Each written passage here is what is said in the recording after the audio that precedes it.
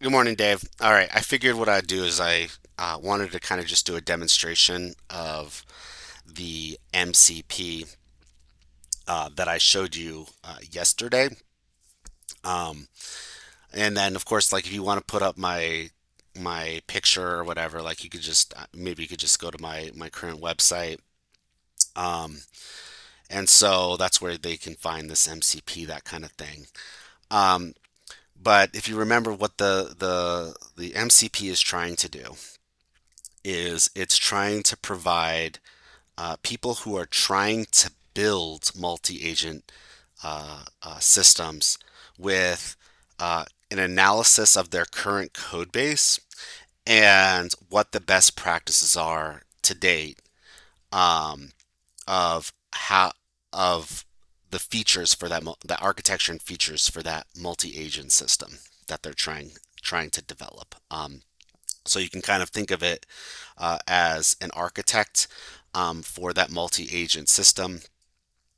This is built on a Sunday, so it's not a comprehensive understanding, but I think it's a good like starting point of kind of the way that I'm thinking about um, how to uh, get AI to learn. And what I mean by that is I think I distinguish between training and learning. I'll talk about that a little bit at the end here. But the ultimate goal is to um, uh, define a way to define AI learning. And I'm going to borrow from some principles from child development. Of course, that's where my work started in education in order to define and distinguish between training and learning.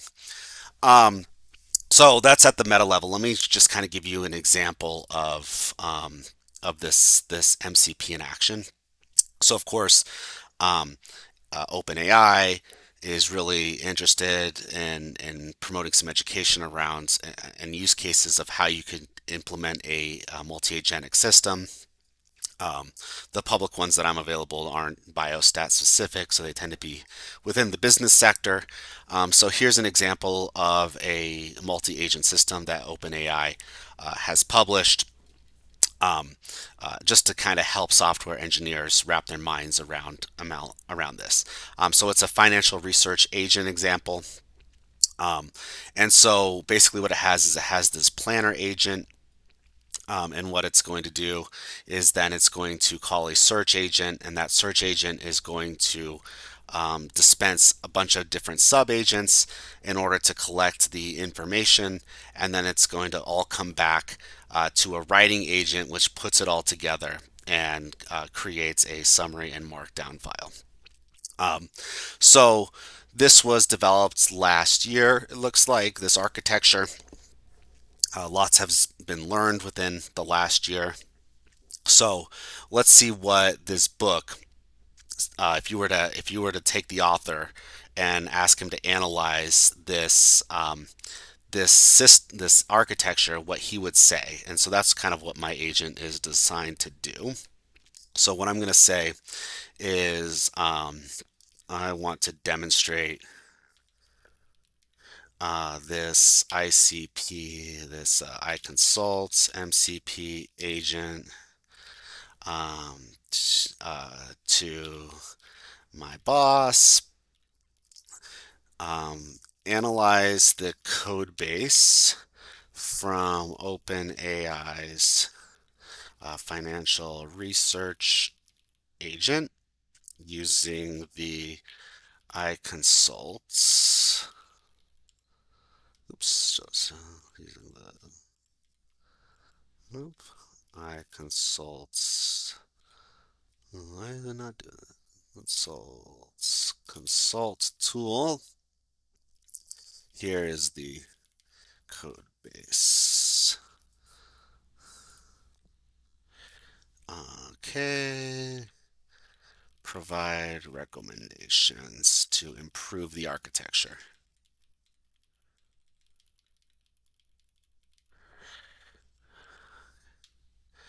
All right. Okay, so now it's going to fetch the code base. So it's looking at this Git repository, and it's kind of making a mental model or a schema of what the current architecture looks like. And you can see that it's doing that with a different model. So this is kind of a sub agent itself that's being run. So now this might take just a little bit. I'm going to just uh, pause the video. Well, yeah, let me just pause the video until it's done. Okay, it looks like it's almost done here with just analyzing the code base.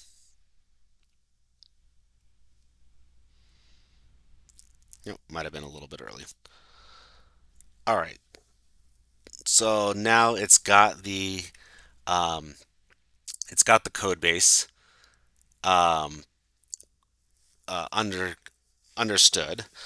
So now what it's going to do is it's going to map the code base to concepts in the book around multi-agent architectures, which it's now identified the concepts, and now it's trying to understand exactly how the concepts relate to one another based on what um, the author has presented.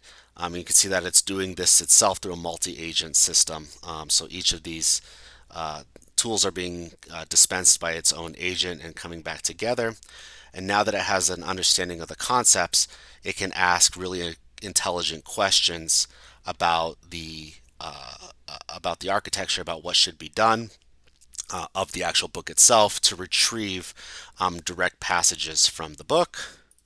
So I've asked it to create a summary of its findings as an HTML file, to understand what can be improved. So right now, what it's doing is it's figuring out how to develop that HTML file, and so very soon we should have an HTML uh, uh, analysis of this code base. So I'm just going to pause it until it's done creating this HTML file. Okay. All right. So now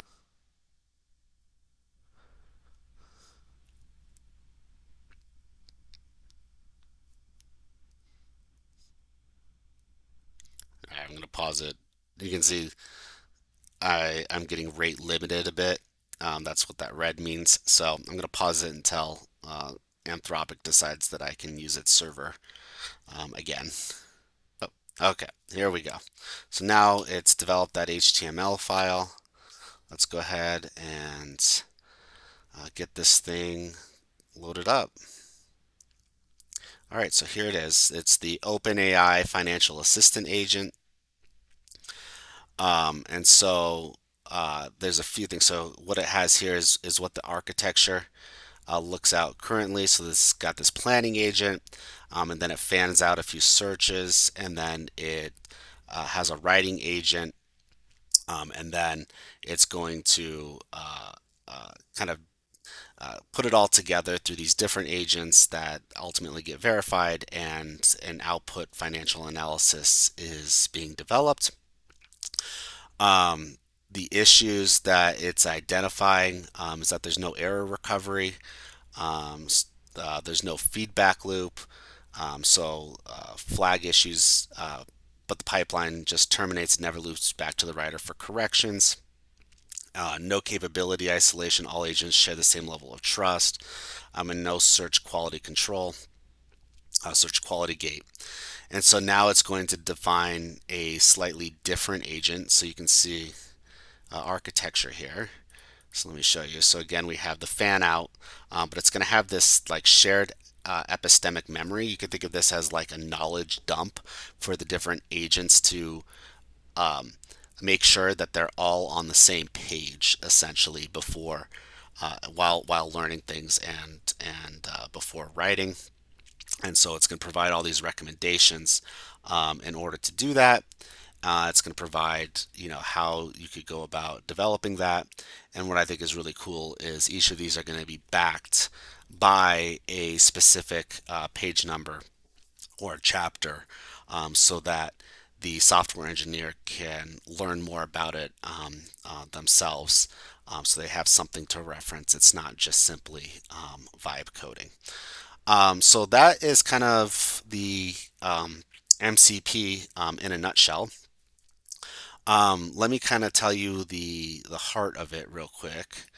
So the heart of this is um, that it's going to take um, uh, the architecture, and it's got to map it to underlying concepts of software engineering. So um, that's kind of where this knowledge graph comes in, is that it develops, okay, what are the underlying concepts that are being applied in the current architecture. And so it might identify a few different architectures, a few different concepts, and then it'll understand the relationships between those concepts. And then what it can do is it can use those relationships in order to ask really important or smart questions of the book before identifying a recommendation. Um, so, if you don't mind, I think that this is kind of um, a distinguishing feature, and it kind of starts the process of what we might call learning. I think so. These large language models to date have largely been trained. I call that trained because the underlying knowledge is baked into their weights. Um, that's not exactly how we as humans are would define what learning is occurring. If you're defining training as learning, that's not how we as humans learn. Of course, there are some things that we know naturally, that we're born with, from just an instinctual perspective. But we have to have of uh, a way of actually learning new things, even though if it's not part of our own training weight. So the way that I kind of think about this is, and so the kind of the question is like, how do humans learn? And one of the big theories that kind of guides education is formed by Piaget. And his idea is that we all carry with us mental models of the world. You can think of the mental model as kind of a knowledge graph here. Um, but what the learning process is that what we're continually doing is modifying what our mental model looks like based on how well that mental model predicts a novel situation. And if it predicts it well, then we can accommodate it. And if it doesn't predict it well, then we have to update the mental model. We have to assimilate that information by constructing a new knowledge graph. And so, kind of my idea is that if we want to define learning, if we wanted it to be more akin to how we as humans do it, is that we would need to develop these types of knowledge graphs, these mental models, and then they would predict something in the real world. And if it predicts it well, then the knowledge graph stays intact. If it doesn't predict it well, then a new knowledge graph has to be constructed, or assimilated. That new information has to be assimilated in some way in order for uh, uh, the the new information to be consistent with the existing knowledge graph. So I think that that's kind of a ripe opportunity because, um, obviously a lot of the new information that's going to be coming out um, is going to kind of have limits. I think most of the advances in AI have been done with reinforcement learning, is my understanding, which is kind of similar to this. But I think if we also think in terms of how can we actually just develop these mental models for these architectures, or excuse me, for these systems, we can be in a really good spot to actually define learning in a way that's consistent, and that might open up some opportunities for improved performance over time. So that's my little spiel. Hopefully, this is helpful. Let me know what you need in order to present to your group, and happy to do it.